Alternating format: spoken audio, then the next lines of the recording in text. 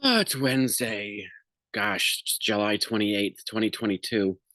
Um, and I just want to pick up on, we might as well do the views last week of new shows for the summer.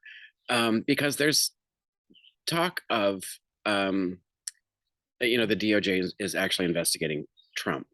And the reason we don't hear about it is because the DOJ is very, very secretive and they, um, keep things really close to the vest.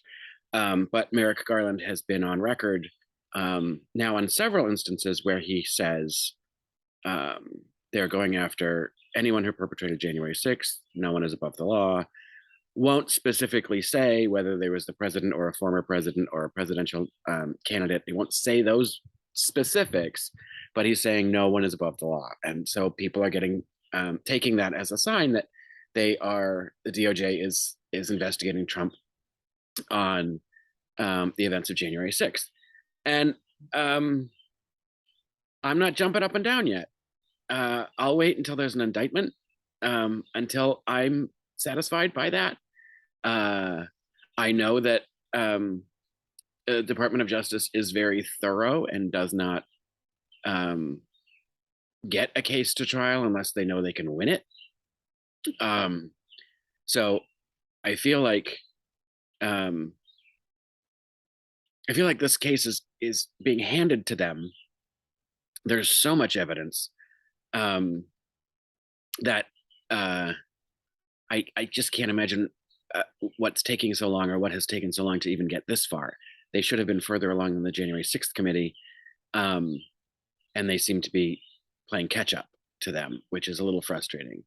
And the other thing that makes me skeptical about this whole thing is that Robert Mueller basically handed him obstruction charges, um, and said, yes, this is something he could be indicted for when he's out of office.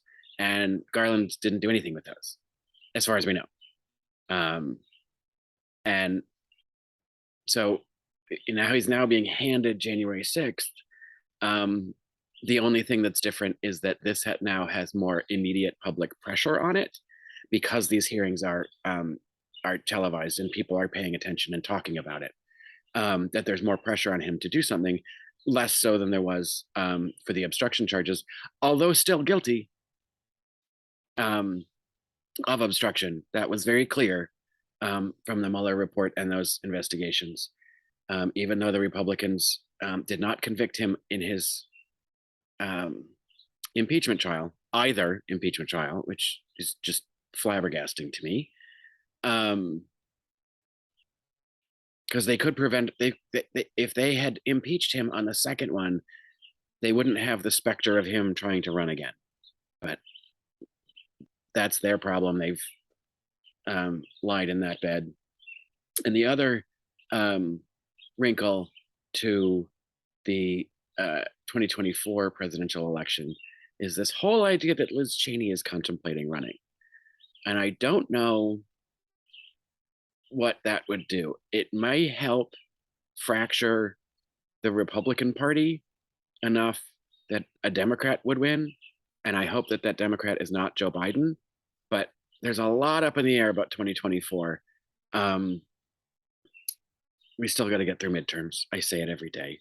And we'll just keep our fingers crossed that the DOJ is actually going to pull the trigger on something in time before we get some irreparable damage to the country, which we're dangerously close to as it is.